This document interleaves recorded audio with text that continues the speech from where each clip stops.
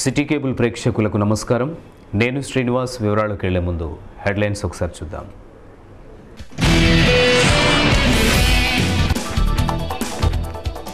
కనిలో చౌక ధరకు కందిపప్పు విక్రయ కేంద్రాన్ని ప్రారంభించిన ఎమ్మెల్యే సోమారపు సత్యనారాయణ. తెల్ల రేషన్ కార్డుదారులకు 160 రూపాయలకే లభించనున్న కిలో కందిపప్పు.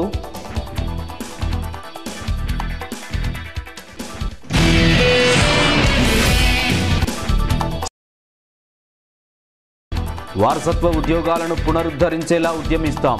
సింగరేణి కార్మిక సంఘం వ్యవస్థాపకులు మందకృష్ణ మాదిగ ఉద్ఘాటన. వరంగల్ ఉప ఎన్నికల్లో మాదిగ అభ్యర్థులకే టికెట్లు కేటాయించాలని డిమాండ్.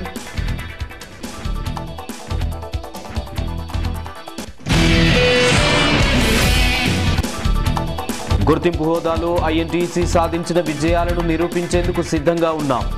విమర్శలు చేస్తున్న సంఘాలకు ఐఎన్టీసీ నేత వెంకట్రావు సవాల్.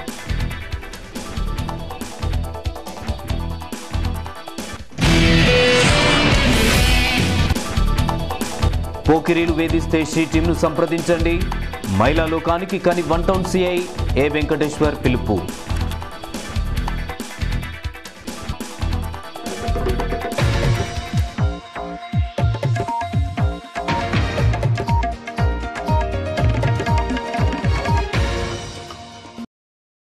వివరాలు చూద్దాం. గోదావరికని కళ్యాణనగర్లో చౌక ధరకు ఏర్పాటు చేసిన కందిపప్పు విక్రయ కేంద్రాన్ని శుక్రవారం మధ్యాహ్నం స్థానిక ఎమ్మెల్యే సోమారపు సత్యనారాయణ ప్రారంభించారు. రాష్ట్ర ప్రభుత్వం పౌర సరఫరాల శాఖ ఆదేశాల మేరకు స్థానిక కిరాణా మర్చెంట్ అసోసియేషన్ ఆధ్వర్యంలో ఏర్పాటు చేసిన ఈ విక్రయ కేంద్రాన్ని స్థానిక కార్పొరేటర్లతో కలిసి ఎమ్మెల్యే లాంఛనంగా ప్రారంభించారు. అనంతరం సోమారపు సత్యనారాయణ మాట్లాడుతూ పప్పుల రేట్లు ఆకాశాన్ని అంటడంతో పేద ప్రజలు ఆర్థిక భారాన్ని మోయాల్సి వస్తుందని ఆవేదన వ్యక్తం చేశారు. 200 రూపాయలు దాటిన కందిపప్పును నిరుపేదలకు అందుబాటులోకి తీసుకురావాలనే ఉద్దేశంతో రాష్ట్ర ప్రభుత్వం చౌక ధరలకు కందిపప్పు విక్రయ కేంద్రాలను ఏర్పాటు చేస్తుందని చెప్పారు. ఈ కార్యక్రమం మేరకు తెల్ల కార్డు కలిగిన వారందరూ 160 రూపాయలకే కిలో కందిపప్పు పొందే అవకాశం లభించిందని, ఈ బృహత్తర కార్యక్రమానికి సహకరించిన స్థానిక కిరాణా మర్చెంట్ అసోసియేషన్ సభ్యులను ఎమ్మెల్యే ఈ సందర్భంగా అభినందించారు.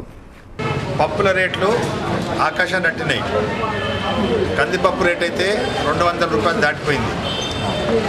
ప్రభుత్వం స్పందించి పెద్దలు ఈటల రాజేందర్ గారు పిలుపు మేరకు మరి రేషన్ కార్డ్స్ ఎవరికైతే ఉన్నారో వాళ్ళందరికీ 1 కిలో కందిపప్పు 160 రూపాయలకి ఇవ్వాలని మరేదైతే పిలుపునిచ్చారో ఆ పిలుపు స్పందించి మరి గోదావరి ఖనిలోని కిరాణా మర్చెంట్ అసోసియేషన్ వాళ్ళు ఇక్కడ ఒక షాప్ ఓపెన్ చేసి వైట్ రేషన్ కార్డ్స్ ఎంతమందికి ఉన్నాయో ఆహార భద్రత కార్డు వాళ్ళందరికీ కూడా 1 కిలో చొప్పున 160 రూపాయలకి ఇచ్చినట్టు, అదేవిధంగా సెకండ్ క్వాలిటీని 135 రూపాయలకి ఇచ్చినట్టుగా వాళ్ళు ముందుకొచ్చినారు. వాళ్ళ చేసిన చర్యను హృదయపూర్వకంగా నేను హర్షిస్తున్నాను. మేమందరం కూడా మరి వాళ్ళు ఇదే విధంగా కంటిన్యూగా కూడా ఇక్కడ బీదలందరికీ కూడా 160 రూపాయలకి కందిపప్పు అందిస్తున్నారని ఆశిస్తున్నాను. కార్పొరేటర్లు ముప్పిడి సత్యప్రసాద్, రావుల రాజేందర్ నేతృత్వంలో జరిగిన ఈ కార్యక్రమంలో టీఆర్ఎస్ నాయకులు నారాయణదాసు మారుతి, దీటి బాలరాజు, చెరుకు బుచ్చిరెడ్డి, అజిల్లా, చల్లా శ్రీనివాస్, ఆర్ఐ ఖాజా, కిరాణా మర్చెంట్ అసోసియేషన్ నాయకులు గోళి రమణారెడ్డి, చంద్రశేఖర్, వెంకటేశ్వర్లు, పాతబాపు, సత్యనారాయణ, ఎన్ సత్యనారాయణ, సత్యప్రకాష్ తదితరులు పాల్గొన్నారు. సింగరేణిలో వారసత్వ ఉద్యోగాల పునరుద్ధరణ ప్రధాన ఎజెండాగా సింగరేణి కార్మిక సంఘం పనిచేస్తుందని సంఘం వ్యవస్థాపక అధ్యక్షులు మందకృష్ణ మాదిగ చెప్పారు. ఇచ్చిన హామీని అమలుపరచడంలో సీఎం కేసీఆర్తో పాటు సింగరేణి గుర్తింపు సంఘం విఫలం కాగా ప్రభుత్వంపై ఒత్తిడి తేవడంలో జాతీయ కార్మిక సంఘాలు కూడా వైఫల్యం చెందాయని విమర్శించారు. ఈ నేపథ్యంలో కార్మికుల అభిష్టానికి అనుగుణంగా వారసత్వ ఉద్యోగాలను సాధించడంతో పాటుగా ఇతరాత్ర సమస్యలపై సింగరేణి కార్మిక సంఘం సమర శంఖారావాన్ని పూరిస్తుందని చెబుతున్న మందకృష్ణ మాదిగతో మా correspondent Pudar Kumar face to face. Telangana రాష్ట్రానికి తలమానికమైన సింగరేణి సంస్థలో మరో నూతన కార్మిక సంఘం పురోడు పోసుకుంది. సింగరేణి కార్మిక సంఘం పేరిట ఆవిర్భవించిన ఈ సంఘం విధి విధానాలపై మనతో మాట్లాడేందుకు వ్యవస్థాపక అధ్యక్షులు మందకృష్ణ మాదిగ గారు సిద్ధంగా ఉన్నారు. మీరు చెప్పండి, ఎలాంటి లక్ష్యంతో సింగరేణి కార్మిక సంఘం ఆవిర్భావం జరిగింది? సింగరేణి కార్మికులు భూమి పొరల్లో ప్రకృతి విరుద్ధంగా నిరంతరం శ్రమ చేస్తూ దేశానికి వెలుగునిస్తున్నారు, దేశ అభివృద్ధిలో కీలకమైన భాగస్వామి అవుతున్నారు. కానీ దురదృష్టవశాత్తు దేశానికి వెలుగునిచ్చే ఆ సింగరేణి కార్మికులే ఇవాళ చీకట్లో వాళ్ళ జీవితాల్లో మగ్గిపోయే పరిస్థితిలో నెట్టబడ్డాయి. ఆ నెట్టబడ్డ ఆ కార్మికుల సమస్యల్ని పరిష్కరించడమే ధ్యేయంగా, ఒక మాటలో చెప్పాలంటే కార్మికుల ఆకాంక్షే ధ్యేయంగా, అదే ప్రధాన ఎజెండాగా సింగరేణి కార్మిక సంఘం ఆవిర్భావం జరిగింది. ఈరోజు దాదాపు 170% పైగా ఇవాళ సింగరేణిలో 50% పైబడ్డ వయసు గల కార్మికులే ఉన్నారు. ఇంకో 2-3 ఏళ్ళకు రిటైర్ అయిన వాళ్ళు ఒక 3-4 వేల మంది ఉన్నట్టుగా కనిపిస్తున్నది. ఒక రకం చెప్పాలంటే సింగరేణి వృద్ధాప్యంలో ఉన్నదా అనే పరిస్థితి ఇవాళ వచ్చేసింది. దానికి కారణం వారసత్వ ఉద్యోగాలు లేకపోవడం వల్లనే సింగరేణిలో నూతన రిక్రూట్మెంట్ ఆగిపోయింది. ఆ రిక్రూట్మెంట్ ఆగిపోవడం వల్లనే వృద్ధాప్యంగా కనిపిస్తున్న విషయం కూడా స్పష్టంగా అర్థమవుతుంది. ఈ నేపథ్యంలో ఈ సింగరేణి కార్మికులకు ఒకనాడు వారసత్వ ఉద్యోగాలు అనేది ఉన్నాయి. కానీ జాతీయ కార్మిక సంఘాల బలహీనత, వాళ్ళ నాయకుల స్వార్థం వల్ల, అక్కడ ఒప్పందంలో వీళ్ళు సంతకాలు పెట్టడం వల్ల ఉన్నాయి కోల్పోవడం జరిగింది. ఇది ఒక అంశం. కానీ ప్రతి కార్మికుడు కోరుతున్నది మాత్రం మేము రిటైర్ అయితే మా బిడ్డల బతుకులు ఏంటి అనే విషయం మాత్రం ఆందోళన ఉన్నారు. అయితే కార్మికుల ఆకాంక్ష 100% వారసత్వ ఉద్యోగాలు అవుతాయి. పోనీ కార్మిక సంఘాల ఎజెండా ఏమై ఉంటుందని కూడా నేను ఆలోచిస్తే, ప్రతి కార్మిక సంఘం ఏ సంఘాలైతే వారసత్వ ఉద్యోగాలు కోల్పోవడానికి కారణమో ఆ సంఘాల నుంచి మొదలుకుంటే వాళ్ళ గుర్తింపు గల కార్మిక సంఘం కూడా వారసత్వ ఉద్యోగాలు మళ్ళీ సాధిస్తామనేదే ప్రధాన ఎజెండాగా వాళ్ళ మెయిన్ ఎజెండాలో కనిపిస్తున్నది. ఈ విధంగా కార్మికుల ఆకాంక్ష ఒకటిగానే ఉన్నది, కార్మిక సంఘాలు సాధిస్తామన్న ఎజెండా ప్రధాన అంశం అదే ఉన్నది. ఇట్లాంటి పరిస్థితుల్లో చివరికి ప్రభుత్వం ఎజెండా ఏదైనా ఉన్నదంటే, ఎన్నికలకు ముందు ఉద్యమ కాలంలో తెలంగాణ రాష్ట్రం ఏర్పడ్డ వెంటనే మొట్టమొదటిది ఒకే రోజు వారసత్వ ఉద్యోగాలు ఇచ్చి తీరుతామని చెప్పి కేసీఆర్ హామీ కూడా ఉన్నది. అందువల్ల కార్మికుల ఆకాంక్ష ఒకటే, కార్మిక సంఘాల ఎజెండా అదే, ప్రభుత్వం ఇస్తానన్నది కూడా అదే. కానీ ఇక్కడ అంగట్లో అన్నీ ఉన్నా ఏదో అల్లున్నట్లో శని ఉన్నట్టుగా మరి ఎందుకు వచ్చిందో ఈ పరిస్థితి. కానీ ఆ కార్మికుల ఆకాంక్ష నెరవేర్చే ఒక పోరాటం బలంగా జరగకపోవడం వల్ల ఇవాళ వాళ్ళ ఆకాంక్ష అట్లనే మిగిలిపోయింది. అట్లాంటి పరిస్థితుల్లో మేము అనుకున్నాం ఈ పరిస్థితిలోనే మనమంటూ ఒక కార్మిక సంఘం ఏర్పాటు చేసి ఖచ్చితంగా కార్మికుల పక్షాన కొట్లాడి ఏ కార్మికుల ఆకాంక్ష అయితే ఉన్నదో ఆకాంక్ష వారసత్వ ఉద్యోగాలు సాధించాలనే ఎజెండాను సాధించాల్సిన బాధ్యత ఉన్నదని గుర్తించే సింగరేణి కార్మిక సంఘం ఏర్పాటు చేయడం జరిగింది. సింగరేణి సంస్థలో అనేక సమస్యలు అపరిష్కృతంగా ఉన్నాయి. దీనిలో మీరన్నట్లుగా ప్రధానమైనది వారసత్వ ఉద్యోగాల సాధన. కానీ మీ సంఘం కేవలం దీన్ని మాత్రమే ప్రధానంగా చూడడంలో ఆంతర్యం ఏమిటి? ఎందుకంటే దీనికంటే మించింది చాలా సుదీర్ఘ కాలం నుండి సింగరేణి కార్మికులకు ఇన్కమ్ ట్యాక్స్ రద్దు అనేది ప్రధాన డిమాండ్గా ఉంది. దాన్ని ఎందుకని ప్రాధాన్యత ఇవ్వడం లేదు? దీనికి ఎందుకు ప్రాధాన్యత ఇస్తుంది? ఇప్పుడు సింగరేణి కార్మికులు ముందు వాళ్ళ బిడ్డల భవిష్యత్తు కోసం ఆలోచిస్తున్నారు కాబట్టి ఇది మనకు ప్రధాన ఎజెండాగా మారింది. రెండోది, అది ఒకనాడు ఉన్నాయి మళ్ళీ కోల్పోవడం జరిగింది. అది కూడా రాష్ట్ర ప్రభుత్వం కనుక సీరియస్గా తీసుకుంటే తొందరగా పరిష్కారమయ్యే పని. ఎందుకంటే ఒప్పందం జరిగేటప్పుడు కూడా అప్పుడు నష్టాల బాటలో ఉండబడే సింగరేణిలో ఈ పరిస్థితి వచ్చింది. అందరికీ ఉద్యోగాలు ఇవ్వడంలో ముందుకు రాలేని పరిస్థితిలో నెట్టబడడం. కాబట్టి ఇప్పుడు తీసేయాల్సిన పరిస్థితి వస్తుంది. ఎప్పుడన్నా ఇది లాభాల బాట పట్టినప్పుడు ఖచ్చితంగా మళ్ళీ దీన్ని పునరుద్ధరించుకోవడానికి కూడా వెసులుబాటు ఉంటుందని చెప్పి నిబంధనలో కూడా ఉన్నది. అంటే ఒక వెసులుబాటు అక్కడ కనిపిస్తున్నది. అట్లనే రాష్ట్ర ప్రభుత్వం ఇచ్చిన హామీ కూడా కనిపిస్తున్నది. కాబట్టి సాధించడానికి బలంగా పట్టుదలతో మనం యుద్ధం చేయగలిగితే తొందరగా బయటపడడానికి అవకాశం ఉన్న సమస్య ఈ సమస్య. కానీ రెండో దశగా ఇది కూడా ఉన్నది, ఇది ఇన్కమ్ ట్యాక్స్ అనే అంశం కూడా ఉన్నది. ఇన్కమ్ ట్యాక్స్ అనేది నెలకు వచ్చేది ఆలోచిస్తున్నారు కానీ, రావాలని ఆలోచిస్తున్నారు కానీ, లేదా మన శ్రమ దోపిడీ గురవుతుందని అనుకుంటున్నారు కానీ వాళ్ళ బిడ్డల భవిష్యత్తు ఇక్కడ ప్రధాన ఎజెండాగా చేయడం జరిగింది. ఇక రెండోది, అది ఇన్కమ్ ట్యాక్స్ అనేది ఒకసారి యుద్ధంగా మారితే అది దేశవ్యాప్తంగా సమస్య. కానీ వారసత్వ ఉద్యోగాలు దేశవ్యాప్తంగా కోల్ ఇండియా సమస్య కాదు, ఇది ఒక మన సింగరేణికి సంబంధించిన సమస్య. కాబట్టి స్థానిక సమస్యగా సింగరేణి కార్మికులు కోరుతున్న సమస్యగా దీన్ని గుర్తించడం జరిగింది. కాబట్టి ఇన్కమ్ ట్యాక్స్ రద్దు అనే అంశం కూడా ప్రధాన ఎజెండాగా ఉన్నా కూడా అది ద్వితీయ ఎజెండాగా ఉంటుంది. దానికోసం కూడా ప్రయత్నం చేస్తాం. కానీ ఈ ప్రయత్నంలో దేని మీద సీరియస్గా దృష్టి పెట్టాలనుకున్నప్పుడు మాత్రం వారసత్వ ఉద్యోగాల మీద దృష్టి పెట్టాలి. సింగరేణి సంస్థలో మరో 6-8 నెలల్లో మళ్ళీ ఎన్నికలు జరగబోతున్నాయి. ఆలోపు ఖచ్చితంగా రాష్ట్ర ప్రభుత్వం ఈ సమస్యను పరిష్కరించబోతోంది, సానుకూలంగా స్పందించబోతుందని సంకేతాలు వెలువడుతున్నాయి. ఈ నేపథ్యంలో ప్రభుత్వం సానుకూలంగా స్పందిస్తుందన్న విషయాన్ని తెలిసే మందకృష్ణ మాదిగ గారు దీని ప్రధాన ఎజెండా ఎంచుకున్నారని చెబుతున్న వారికి మీరు ఇచ్చే సమాధానం? ఇప్పుడు సింగరేణి కార్మికులకు తెలంగాణ వచ్చిన వెంటనే, గవర్నమెంట్ వచ్చిన వెంటనే ఒకే దెబ్బతో ఒకే రోజులో చేస్తా అన్నాడు. మరి ఒకే దెబ్బలో ఒకే రోజు ఎందుకు చేయలేకపోయిండు? ఇప్పటికీ ఒకే రోజు పక్కకు పెట్టి కేసీఆర్ గవర్నమెంట్ ఎన్ని రోజులు అవుతుంది? దాదాపు 400 రోజులు 500 రోజులు గడిచిపోతున్నాయి, అంతే కదా? అదే 365 రోజులు గడిచిపోయినాయి కదా. మరి ఇప్పుడు ఎవరు అడ్డం పడ్డారని ఇప్పుడు ఆగిపోయింది చెప్పండి? ఎవరు అడ్డం పడ్డారని ఆగిపోయింది? ఒక మాట చెప్పాలంటే 2 కారణాలు ఆగిపోయింది. జాతీయ కార్మిక సంఘాలు బలంగా ఉద్యమం నిర్మించడంలో వాటి వైఫల్యం, నైతిక శక్తి లేదు. గుర్తింపు గల కార్మిక సంఘం దొరల కాలాగా ఉండడం వల్ల ఆగిపోయింది. ఆగిపోయిన అంశాన్ని పరిష్కరించడం కోసం ఉద్యమ రూపం దాల్చుంది. అరే ఉద్యమ రూపం దాల్చకముందు రేపు పరిష్కరించవచ్చు కదా, ఒకే రోజు అన్నావు కదా, నువ్వు ఎల్లుండి పరిష్కరించవు కదా. ఈ ఒక్క రోజు కాదు, 2 రోజులు కాదు, ఈ నెల రోజుల్లో పరిష్కరించినా కూడా ఎస్ కేసీఆర్ చేసిందని నేనే చెప్తా. మరి చేయకపోతే ఒకరోజు జరిగే పని నువ్వే చెప్పావు. 1 సంవత్సరం అయిపోయిందని నేను అంటున్నా. నేను ఇప్పటికి కూడా పరిష్కరించలేదనే విషయం రుజువు అవుతుంది.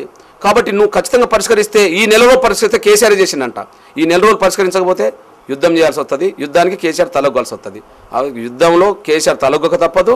ఖచ్చితంగా కార్మికుల పోరాటం ముందు ఆయన దిగిరాక తప్పదు అనే విషయం భవిష్యత్తులో నిరూపిస్తాం. మీ ప్రస్తుత ఎజెండా ప్రకారం సింగరేణిలో వారసత్వ ఉద్యోగాల పునరుద్ధరణ సాధ్యమైతే సింగరేణి కార్మిక సంఘం భవిష్యత్ కార్యాచరణ ఎట్లా ఉంటుంది? ఏంటంటే ముందు ఒక అంశాన్ని దృష్టిలో పెట్టుకున్నాం. అది వెంటనే ఈజీ అవుతుందని కూడా కాదు, కానీ అసాధ్యం కూడా కాదు. కాబట్టి దాన్ని సాధించడం కోసం జరగాల్సిన ప్రయత్నమే జరగాల్సిన అవసరం ఉన్నది. జరిగిన తర్వాత ఏందన్నప్పుడు సింగరేణి కార్మికుల ఆకాంక్షలు ఇంకా చాలా ఉన్నాయి. ఉదాహరణకు సింగరేణిలో అసలు కనీసం చంద్రశేఖరరావు గారు వారసత్వ ఉద్యోగాలు పక్కకు పెట్టేసేయండి, ఆయన ఇప్పుడు వెంటనే చేసే దమ్ము లేదు, తప్పించుకునే ప్రయత్నం చేస్తున్నాడు. కానీ ఇక్కడ రెండో విషయం, అసలు సకల జన సమ్మె కాలం నాటి వేతనాలు ఇస్తాన్నాడు కదా, అసలు ఆ వేతనాలు ఎందుకు రాలేదు చెప్పానండి? కేసీఆర్ అదేదో చేయబోతున్నాడు అంటుండు కదా, చేస్తే ఒకరోజు చేసే పని సంవత్సరం ఎందుకు పట్టిందో నేను వాళ్ళని అడుగుతున్నా. అసలు సకల జన సమ్మె నా వల్లనే చేసిండు, నా మాట మీద గౌరవంతో చేసిండు, నేను వచ్చిన వెంటనే వేతనాలు సమ్మెకాలం వేతనాలు ఇస్తాను కదా, మరి 16 నెలలు గడిచిపోయిన వేతనాలు ఎందుకు ఇవ్వలేదు? లీగల్గా అడ్డంకులు ఉన్నాయని ఏదో చెప్తున్నారు. ఏంటంటే అందరికి ఇవ్వడానికి ఏ లీగల్ అడ్డంకులు రానప్పుడు ఇక్కడ ఇవ్వడానికి లీగల్ అడ్డంకులు ఏమొచ్చినాయి చెప్పండి కదా. మనసు లేకపోతే మార్గం ఉండదు, మనసు ఉంటే ఏ మార్గం ద్వారానే పరిష్కరించడానికి అవకాశం ఉన్నది. ఇంకా మూడో విషయం, ఇక్కడ తొలగించబడ్డ కార్మికులు ఉన్నారు కదా, మరి తొలగించబడ్డ కార్మికులను వెంటనే తీసుకుంటానన్నావు కదా, ఎందుకు ప్రారంభించలేదు? సింగరేణి అభివృద్ధి కావాలంటే ఇంకా 34 బావులు ప్రారంభం కావాలన్నావు కదా, ఇంతవరకు ఎందుకు ప్రారంభం కాలేదు? అసలు తెలంగాణను బొందలగడ్డ చేస్తుండే, ఓపెన్ కాస్టులు చేసి బొందలగడ్డ చేస్తుండని చెప్పి నువ్వే అన్నావు కదా. అసలు ఆ బొందలగడ్డ నాపడానికి, ఓపెన్ కాస్టులు నాపడానికి నేను కుర్చేసుకొని కూర్చుంటా అన్నావు కదా, మరి బొందలగడ్డ సంఖ్య నువ్వు ఎందుకు పెంచుతున్నావు?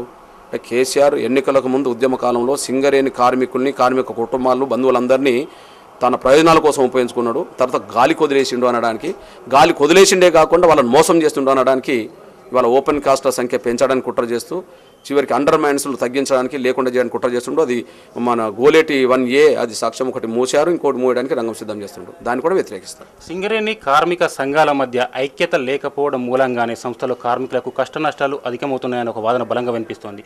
దీన్ని మీరు ఏ మేరకు ఏకీభవిస్తారో, ఒక బాధ్యత గల నాయకునిగా ఈ విషయంలో ఎలాంటి కార్యాచరణతో ముందుకు సాగుతారు? విషయం ఏంటంటే సంఘాలు ఉన్న కాడ నాయకుల మధ్యలో ఐక్యత ఉండదు, కానీ ఆకాంక్షల మధ్యలో ఐక్యత వస్తుంది. కార్మికులకు ఆకాంక్ష ఉన్నది, కార్మికులు ఏకమవుతారు. ఇప్పుడు సింగరేణిలో చాలా సంఘాలు ఉండగా ఒకనాడు ఒక విప్లవోద్యమ అనుబంధ సంఘం మాత్రం బలంగా ఈ సింగరేణి ప్రభావితం చేసిన రోజులు లేవా? అప్పుడు మాత్రం సిఐటి లేదా, అప్పుడు మాత్రం ఏఐటీస్ లేదా, అప్పుడు మాత్రం ఐఎఫ్టీ లేదా, అప్పుడు మాత్రం ఇంకోటి లేదా, ఐఎన్టీ అన్నీ ఉన్నాయి కదా, అన్నీ ఉన్నాయి.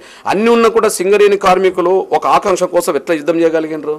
అందువల్ల కార్మిక సంఘాలు ఉంటే, నాయకుల స్వార్థం ఉంటే ఐక్యం గారు, పిరికితనం స్వార్థం ఉన్న చోట విజయాలు రావు. ఐక్యం ఉన్న చోట విజయం అవుతుంది. ఐక్యం ఎవరవుతారు? ఆకాంక్షకు అనుగుణంగా ఉండే కార్మికులు ఐక్యమవుతారు. నాకు తెలిసి సింగరేణి కార్మిక సంఘం ఆధ్వర్యంలో కార్మికులు ఐక్యమవుతారనే విశ్వాసం మాకున్నది. ఎందుకంటే వాళ్ళ ఆకాంక్షలు ఉన్నాయి. ఆకాంక్షలకు దగ్గర సాధన విషయంలో జాతీయ సంఘాలు, గుర్తింపు గల సంఘాలు పనిచేయనప్పుడు, వాళ్ళ స్వార్థం చూసుకుంటున్నప్పుడు వాళ్ళ కోసం పనిచేసే సంఘాన్ని భవిష్యత్తులో వాళ్ళు గుర్తిస్తారు, దానికి అండగా నిలబడతారు, ఖచ్చితంగా అనుకున్న విజయాలు సాధించే వైపు వాళ్ళు వెళ్తారు. సింగరేణిలో జరగబోయే ఎన్నికల్లో సింగరేణి కార్మిక సంఘం పోటీ చేసే ఆలోచన ఏమైనా ఉందా? ఇప్పుడు నువ్వు అన్నట్టుగా ఇప్పుడు సింగరేణి కార్మిక సంఘం ఎన్నికల్లో పాల్గొనాలని అనుకుంటే యుద్ధం చేయడానికి ఎన్నికలు కూడా సాధనంగా మారుతాయి కనుక కార్మికులకు ఆకాంక్షకు అనుగుణంగా పనిచేయడం అది అవసరమని కార్మికులు మెజారిటీ భావిస్తే ఖచ్చితంగా నేను ఉన్న బావుల్లో 30 బావులు దిగిన తర్వాతనే కార్మికుల ఆకాంక్ష ఏందనే విషయం సాధించడానికి ఏ మార్గం వెతకాలనే విషయం ఖచ్చితంగా ఆలోచన తీసుకోవడానికి ప్రయత్నం చేస్తాం. ఎప్పుడైతే సింగరేణి కార్మిక సంఘం అభివృద్ధిలోకి వస్తున్నదో, ప్రజలు కార్మికుల ఆకాంక్ష చూరగొనడానికి అవకాశం ఉన్నదని భావిస్తున్నారో, ఇప్పుడు దానికి అడ్డంకులు కూడా ప్రభుత్వాలు అధికారులు కల్పిస్తున్న విషయం కూడా నిన్న ఇది ఏఎల్పిలో అది రుజువైంది. ఏఎల్పిలో ఒక నిరంకుశత రాజ్యం ఉన్నది. ఒక రకం చెప్పంటే నేను అంతటా చూశాను, కార్మికులు అధికారుల మధ్యలో సత్సంబంధాలు ఉన్నాయి, కొంత అసంతృప్తి ఉన్నది. కానీ ఏఎల్పిలో మాత్రం కార్మికులు అధికారులు అనే సంబంధం కాకుండా యజమానులు బానిసలు అనే సంబంధం అక్కడ కొనసాగుతుంది. యజమానులు తన బానిసలతోటి ఎట్లయితే ఎట్టి చేయించుకుంటారో ఏఎల్పిలో కూడా కార్మికులతో నిర్బంధం ఎట్టి చేయించుకుంటుంటారు అనే విషయం, వాళ్ళను కనీసం చావు బతుకుల మధ్యలో వాళ్ళతో పని చేయించుకుంటున్నారు అనే విషయం అక్కడ రుజువవుతుంది. భూగర్భంలో దాదాపు 400 నుంచి 600 మీటర్ల లోతున పనిచేసేది భారతదేశంలో ఎక్కడ లేదు, ఏఎల్పిలోనే ఉన్నది. అక్కడ సరైన గాలి లేదు, వెలుతురు లేదు, నీటి సౌకర్యం లేదు. ఒక రకం చెప్పాలంటే దాదాపు లోపల 3 కిలోమీటర్లు ప్రయాణం చేసి, మ్యాన్ రైడింగ్ తర్వాత 3 కిలోమీటర్లు ప్రయాణం చేసి ఆడ పనిచేసే పరిస్థితి ఇక్కడ వస్తున్నదంటే అధికారులు చాలా వాళ్ళకు భద్రత చర్యలు కల్పించడంలో పూర్తిగా వైఫల్యం చెందారు. అక్కడ అధికారుల అవినీతి పెరిగిపోయింది, కార్మికుల మీద అణచివేత కూడా పెరిగిపోయింది. ఈ రెండింటికి పరిష్కార మార్గం కోసం మేము ప్రయత్నం చేద్దామని లోపలికి వెళ్తుంటే వాళ్ళ అవినీతి ఎక్కడ బయటపడుతుందో, కార్మికుల మీద అణచివేత చర్యలు ఎట్లయితే బయటపడతాయని చెప్పి మమ్మల్ని అడ్డుకునే ప్రయత్నం చేయడం జరిగింది. సింగరేణి కార్మిక సంఘం ఆవిర్భావ నేపథ్యాన్ని పురస్కరించుకొని ఒక నాయకునిగా అటు సింగరేణి కార్మికులకు కానీ, ఇటు కార్మిక సంఘాలకు కానీ, యాజమాన్యానికి కానీ, ప్రభుత్వానికి కానీ ఏం చెప్పదలుచుకున్నారు ఫైనల్గా? సింగరేణిలో ఉండబడే జాతీయ సంఘాల నాయకులకు ఒక విజ్ఞప్తి చేస్తున్నాను నేను. కార్మికులు పడుతున్న బాధలను ఇంతకాలం ఉన్న సంఘాల నాయకులుగా ఒక్కనాడు కూడా బావుల్లో దిగి వర్కింగ్ ప్లేస్లో కార్మికుడు ఎంత కష్టపడుతుండో వాళ్ళ పరిస్థితిని కూడా గమనించలేనంత స్థాయిలో ఎందుకున్నారో కానీ ముందు కార్మికుల బాధలను పరిష్కరించుకోవడానికి, కార్మికుల బాధలేందో చూడడానికి ముందు బావుల్లో దిగాలని నేను కోరుతున్నా. సమస్య అర్థమవుతే పరిష్కార మార్గానికి కొంత వెతకడానికి అవకాశం ఉంటుంది. వారసత్వ ఉద్యోగాల సాధన, కార్మికుల సమస్యల పరిష్కారం కోసం ముందుకు రావడానికి నిజాయితీగా ప్రయత్నం చేయాలని కోరుతున్నాను. Thank you. వారసత్వ ఉద్యోగాల పునరుద్ధరణతో పాటు కష్టాల్లో ఉన్న సింగరేణి కార్మికులకు అండగా నిలవాలనే ఉద్దేశంతోనే సింగరేణి సంస్థలో సింగరేణి కార్మిక సంఘాన్ని ఆవిర్భవించడం జరిగిందని వ్యవస్థాపక అధ్యక్షులు మందకృష్ణ మాదిగ గారు చెబుతున్నారు.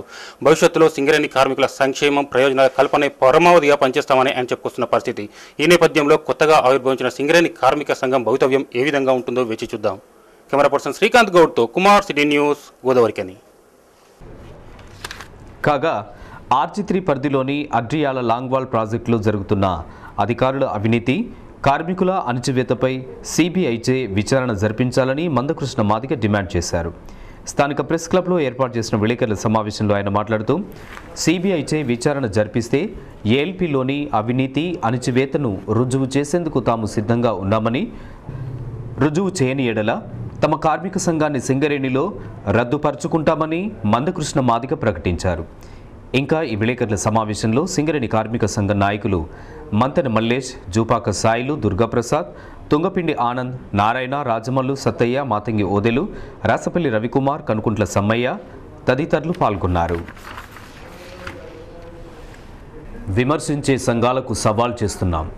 ఐఎన్టీసీ గుర్తింపు సమయంలో సాధించిన సింగరేణి కార్మికుల సంక్షేమ విజయాలను నిరూపించేందుకు సిద్ధంగా ఉన్నామని INTUC working president B Venkatrao తెలిపారు. ఇక్కడి RG1 యూనియన్ ఆఫీసులో ఏర్పాటు చేసిన విలేకరుల సమావేశంలో ఆయన మాట్లాడుతూ తాము అధికారంలో ఉన్న సమయంలో అనేక హక్కులను సాధించామని, అయితే ఇంకా కార్మికుల కోసం సాధించాల్సినవి అనేకంగా ఉన్నాయని అన్నారు. దీనిలో భాగంగానే నవంబర్ నెల 2న కొత్తగూడెంలో జరగనున్న ప్రత్యేక సమావేశంలో కార్మికుల రక్షణ, సంక్షేమం, ఆరోగ్య విషయాల యాజమాన్యంతో ప్రధాన చర్చ జరగనుందని ఆయన తెలియజేశారు. కార్మికులు ఎదురు చూస్తున్న తండ్రి కొడుకుల ఉద్యోగాల సాధనకై అవసరమైతే అన్ని సంఘాలను కలుపుకొని సమ్మె నోటీస్ ఇస్తామన్నారు. కాగా ఇక్కడి అడ్రియాల లాంగ్వాల్ ప్రాజెక్టులో కార్మికులు ఎదుర్కొంటున్న సమస్యలపై తెలుసుకునేందుకు ప్రాజెక్టును సందర్శించనున్నామని ఆయన చెప్పారు. మేము కార్మికులకి గుర్తింపు కార్మిక సంఘంగా ఉన్నప్పుడు వేరే సందర్భాల్లో కూడా సింగరేణి కార్మికులకు న్యాయంగా సేవ చేశాం, అనేక హక్కుల్ని సాధించాం, కార్మికులకు లాభం చేశాం. జాతీయ కార్మిక సంఘాన్ని పనిగొట్టుకొని విమర్శించేవాళ్ళు ఆలోచించాలి. 5 సంవత్సరాలకు ఒకసారి వేజ్ బోర్డు తీసుకొచ్చేది, వేజ్ బోర్డు ద్వారా జీతాలని అలవెన్స్ని పెంచేది, సౌకర్యాన్ని జాతీయ కార్మిక సంఘాలు. బొగ్గుగని కార్మికుల భవిష్యత్తును గురించి అనేక నిర్ణయాలు తీసుకొని వాళ్ళకి సేవ చేస్తున్నాయి జాతీయ కార్మిక సంఘాలు. ఇవాళ కొత్త బాయిలు వస్తున్నాయి. 16,500 మంది కార్మికులు దిగిపోతున్నారు వచ్చే 4 సంవత్సరాల్లో. కాబట్టే తండ్రి కొడుకుల ఉద్యోగాలు మళ్ళా ఇవ్వాలి. అంతేకాకుండా చేయాల్సి ఉండే మేము ఒప్పుకుంటాం, కానీ సాధించినవి కూడా ఉన్నాయి. ఏమీ సాధించలేదంటే ఏ యూనియన్తోనైనా ఎక్కడైనా బహిరంగంగా చర్చిస్తానికి మేము సిద్ధంగా ఉన్నాం. రేపు 2వ తారీఖున నవంబర్ 2న కొత్తగూడెంలో సింగరేణి డైరెక్టర్లందరూ, గుర్తింపు కార్మిక సంఘం, ప్రాతినిధ్య కార్మిక సంఘాల నాయకులు మీటింగ్ ఉంది కొత్తగూడెంలో. ఈ సమావేశంలో safety, 1 safety, 2 welfare, 3 health and medical, ఈ అంశాల మీద చర్చలు జరిపి నిర్ణయాలు తీసుకుంటారు. ఈ స్థలంలో తాగునీరు లేదని వర్కర్స్ కంప్లైంట్ చేస్తూ ఉన్నారు. వర్క్ ప్లేస్ మీద కూడా నడిచేయటానికి సరైన దారి లేదు, రోడ్డు లేదు, నీళ్లు ఉన్నాయి, బురద ఉంది. ఈ నీళ్ళల్లో బురదలో 8 గంటల నుండి పనిచేస్తుంటే మా కాళ్ళు దెబ్బతింటున్నాయి, స్కిన్ డిసీజ్ వస్తున్నాయి, బొబ్బలు వస్తున్నాయి అని బాధపడతా ఉన్నాను. సరైనటువంటి జాగ్రత్త తీసుకొని వాళ్ళకి అటువంటి ఇబ్బందులు లేకుండా కార్మికులకు చూడాల్సినటువంటి బాధ్యత యాజమాన్యందే. ఈ విషయం కూడా రేపు 2వ తారీఖు జరిగే కొత్తగూడెం మీటింగ్లో మాట్లాడతాం. విలేకరుల సమావేశంలో ఐఎన్టీసీ నాయకులు మురుసు గట్టయ్య, నామిని మల్లేష్, పైడిపల్లి ప్రభాకర్, గౌతమ్ శంకరయ్య, పర్ష బక్కయ్య, పుట్ట రమేష్, సదానందం, రమేష్ రెడ్డి, కనకయ్య, మండ రమేష్ గౌడ్, సాగర్, గట్టురాజు, సిహెచ్ సత్తయ్య తదితరులు పాల్గొన్నారు. పోకిరీలు వేధింపులకు గురి చేస్తే 100కు ఫోన్ చేస్తే పోకిరీల భరతం పడతామని గోదావరికని 1 టౌన్ సిఐ ఏ వెంకటేశ్వర్ తెలిపారు. 1 టౌన్ పోలీస్ స్టేషన్లో మహిళల భద్రత కోసం తయారు చేసిన వాల్ పోస్టర్ను విడుదల చేసిన అనంతరం జరిగిన ప్రెస్ మీట్లో ఎస్ఐ ఉపేందర్ రావును కలుపుకొని మాట్లాడారు. జిల్లా ఎస్పీ ఆదేశానుసారం కనిలో ఒక టీం షీ టీమ్గా సేవలు అందిస్తుందని ఆయన చెప్పారు. ఇప్పటికే 30 కేసులను కౌన్సిలింగ్ చేయగా మహిళలను, అమ్మాయిలను వేధింపులకు గురి చేస్తున్న 5గురిపై కేసులు కూడా నమోదు చేశామని వారు తెలిపారు. ఎవరైనా ఇబ్బందులకు గురి చేస్తే షీ టీంలోని పోలీస్ శాఖను సంప్రదించాలని కోరారు. గోదావరికని డిఎస్పీ గారి ఆధ్వర్యంలో షీ టీమ్స్ ఏర్పాటు చేయడం జరిగింది.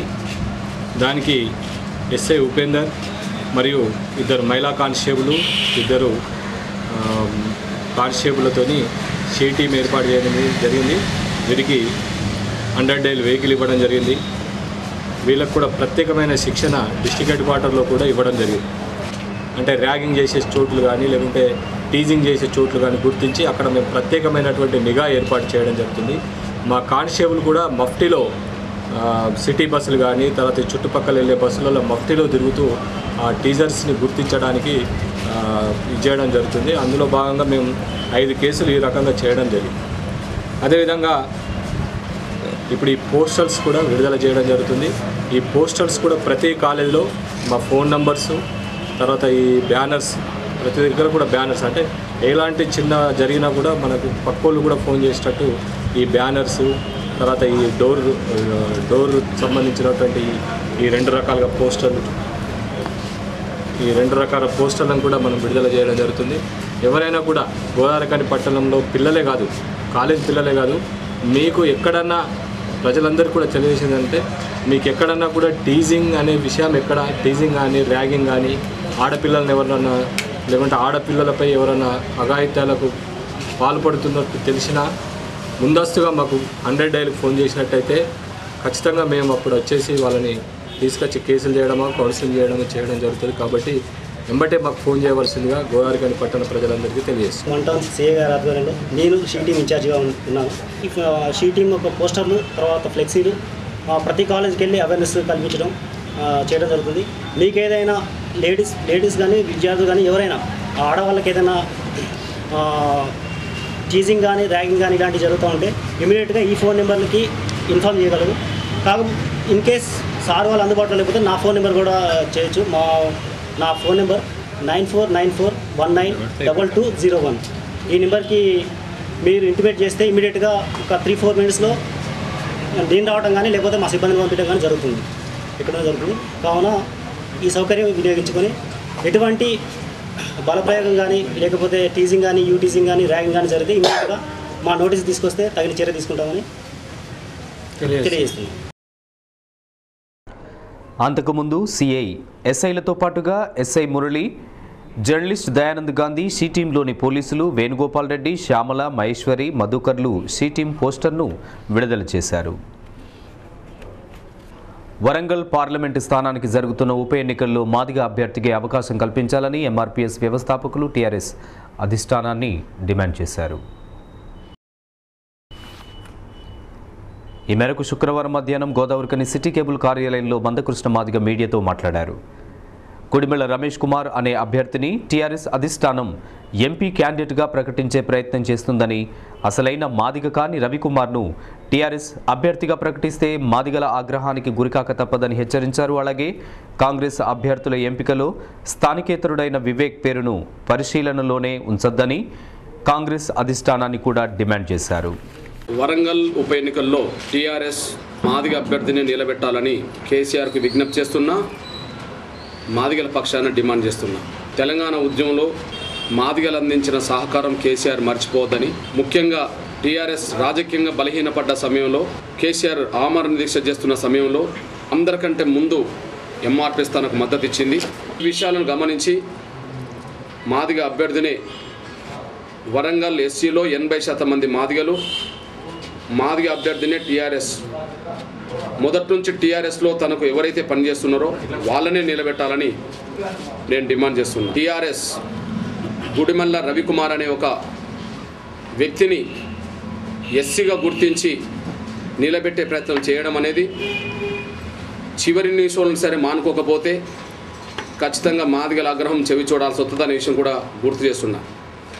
గుడిమెల్ల రవికుమార్ అతను దళితుడు కాదని, తల్లి మాదిగని చెప్పుకుంటూ తండ్రి మాదిగనే విషయం స్పష్టంగా చెప్పుకుంటాడని, ఎంఆర్పీఎస్ ఈ 21 సంవత్సరాల ఉద్యమ ప్రయాణంలో ఏనాడు కూడా మాదిగని చెప్పుకొని ఏనాడు ముందుకు రాని వ్యక్తి అని, తను ఎస్సీ అని కూడా ఏనాడు చెప్పుకోలేదని, అట్లాంటి వ్యక్తిని వల్ల మాదిగల మెజార్టీ ఉన్న జిల్లాలో వరంగల్ పార్లమెంట్ స్థానానికి నిలబెడితే ఖచ్చితంగా కేసీఆర్కు మాదిగల ప్రేమ లేనట్టుగా, మాదిగల మీద ద్వేషంతో రవికుమార్ను ప్రకటన చేసినట్టుగా మేము భావించాల్సి వస్తుంది.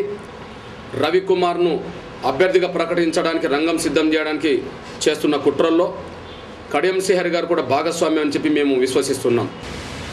కాంగ్రెస్ లోక్సభకు పార్లమెంటుకు జరగబోయే పరిశీలనలో కాంగ్రెస్ పార్టీ రాజయ్య, సర్వే సత్యనారాయణ, అదే సమయంలో వివేక్ పేరు కూడా పరిశీలనలో ఉంటున్నట్టుగా మేము కనిపిస్తున్నాయి. మేము అంటున్నాం, వివేక్ పేరు వరంగల్ లోక్సభ స్థానానికి పరిశీలన కూడా చేయొద్దని నేను కాంగ్రెస్ అధిష్టాన వర్గాన్ని హెచ్చరిస్తున్నాను. ఎందుకంటే కరీంనగర్ జిల్లాలోని పెద్దపల్లి పార్లమెంటు పరిధిలో పోయినసారి కాంగ్రెస్ అభ్యర్థిగా ఓడిపోయాడు. అక్కడ కూడా టీఆర్ఎస్ చేతిలో కాంగ్రెస్ అభ్యర్థి మాదిగైన కూడా ఓడిపోయాడు. మరి వరంగల్లో ఓడిపోయిన కాంగ్రెస్ అభ్యర్థి మాదిగైన పరిశీలించకుండా పెద్దపల్లిలో ఓడిపోయిన వివేక్ను పరిశీలించి మళ్ళీ అక్కడికి తీసుకురావడం అంటే ఇక్కడ ఓడిపోయిన వ్యక్తి అక్కడ టికెట్ ఇవ్వడానికి రంగం సిద్ధం చేస్తే మరి అక్కడ ఓడిపోయిన వ్యక్తులు లేదా అక్కడ మాదిగ సామాజిక వర్గానికి సంబంధించిన వాళ్ళ పరిస్థితి ఏందనే విషయం అర్థం చేసుకోవాల్సిందిగా నేను స్పష్టంగా చెప్తూ ఇప్పుడు కాసేపు ప్రకటనలు అనంతరం మరిన్ని విశేషాలు.